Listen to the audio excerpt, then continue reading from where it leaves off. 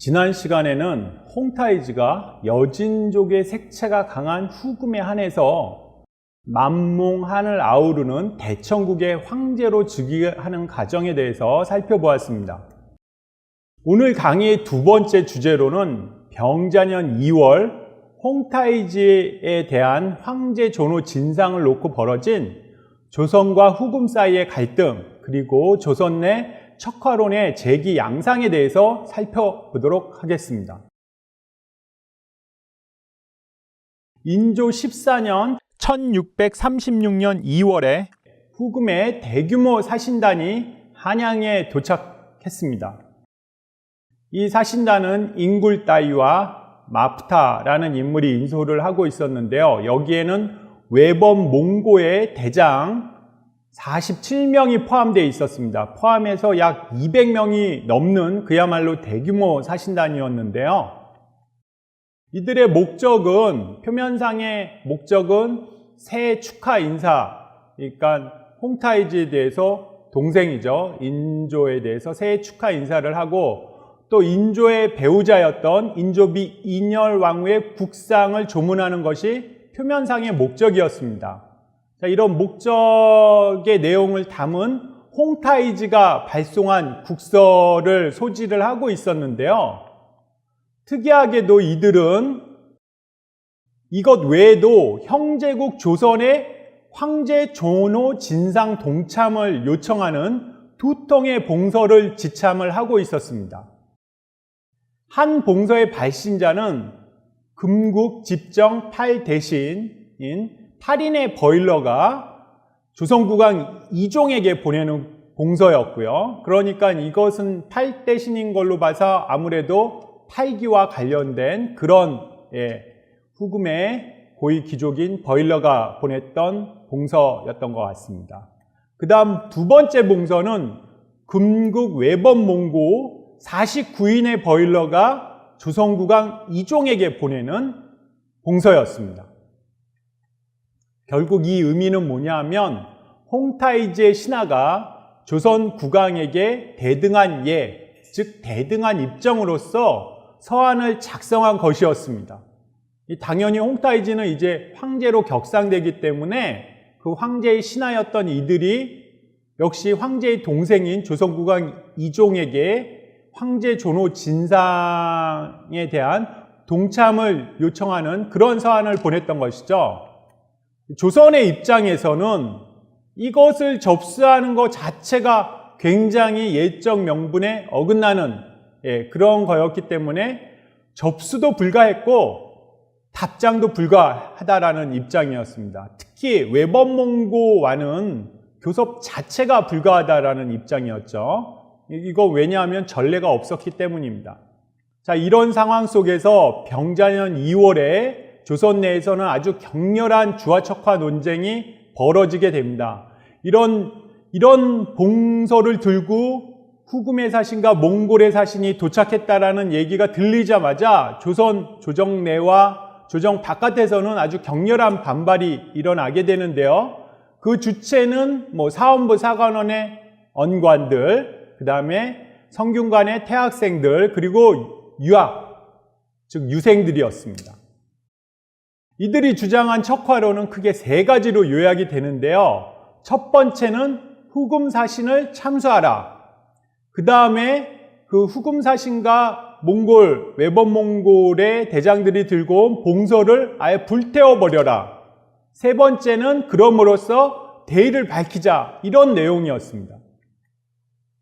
반면에 이에 대해서 최명길 등이 이제 주장한 주화론은 후금의 무례는 일단 무시를 하자. 왜냐? 그 이유는 교섭은 어떻게 해서든지 유지되었어야 하는 것이었는데 가장 근본적인 이제 원인은 전쟁만은 피하자라는 것이었죠. 그러니까 이러한 어떤 후금의 무례에 대해서 이것을 징벌할 혹은 나중에 후금의 무력을 감당할 어떤 군사적 대안이 없었기 때문에 이러한 주장이 나온 것이라고 할 수가 있겠습니다. 자, 이런 상황 속에서 후금 사신단은 원래의 목적을 전혀 달성하지 못한 것이 되죠. 그래서 이러한 불만을 조선 조정에 표명을 하고 2월 26일에 그야말로 이제 쫓기듯이 귀국길에 오르게 됩니다. 이 후금 사신단이 귀국할 때 보면은 도성 사람들과 도성의 아이들이 이제 늘어져서 그것을 구경했는데 욕설을 하거나 이제 돌을 던졌다라는 기록도 남아 있습니다. 자, 이런 상황 속에서 유명한 인조의 척화교서가 3월 1일에 반포되기에 이릅니다. 그 내용의 아주 간단한 요점을 축약하면 강약과 존망의 형세를 헤아리지 않고 한결같이 의로서 결단을 내려 그 글을 물리치고 받아들이지 않았다라는 내용이었습니다. 그 글이라는 것은 홍타이지에게 황제의 존호를 진상하자라는 그 두통의 봉서였던 것이죠. 그 다음에 3월 20일에는 인조의 구원교서가 또 선포되었습니다. 구원이라는 것은 조선에서 어떤 위기 상황이나 국가적 난제가 있을 때 여러 사대부들의 의견을 청취하는 그런 과정이었는데 그것을 이제 구하기 위해서 앞서 교서를 반포했는데 여기서도 같은 내용이 반복이 됩니다.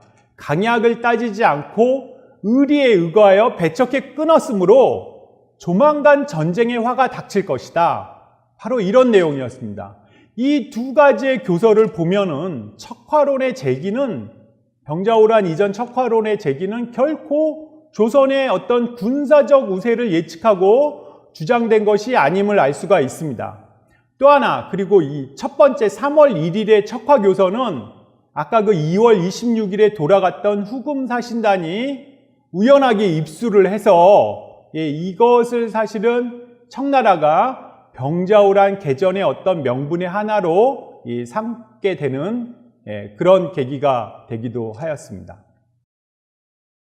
자, 이렇게 척화론 제기와 어떤 조선의 국사적 오판은 상관관계가 없다라는 것이 저의 주장인데요. 이것을 보여주는 당시 가장 유명했던 척화파 중에 하나였던 홍익환의 상소를 좀 더 살펴보도록 하겠습니다.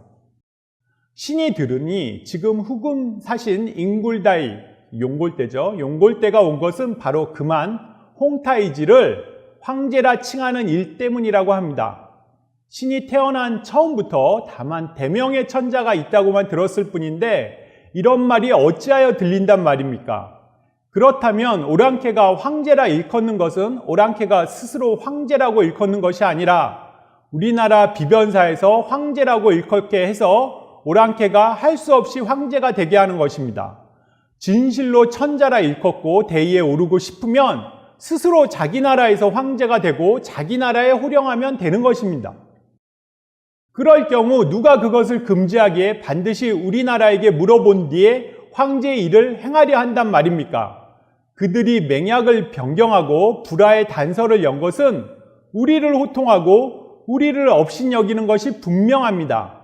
그런데도 그들이 우리에게 신의를 지킬 것을 요구하는 것을 보면 장차 천하에 일컫기를 조선이 우리를 높여 천자로 삼았다고 하려는 것입니다.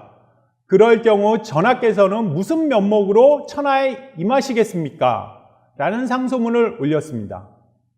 즉 홍익환의 입장은 하늘에는 두 해가 없듯이 천하에는 두 황제가 없다라는 이 전통적인 어떤 정치, 사상을 표명을 한 것이라고 할 수가 있겠는데요.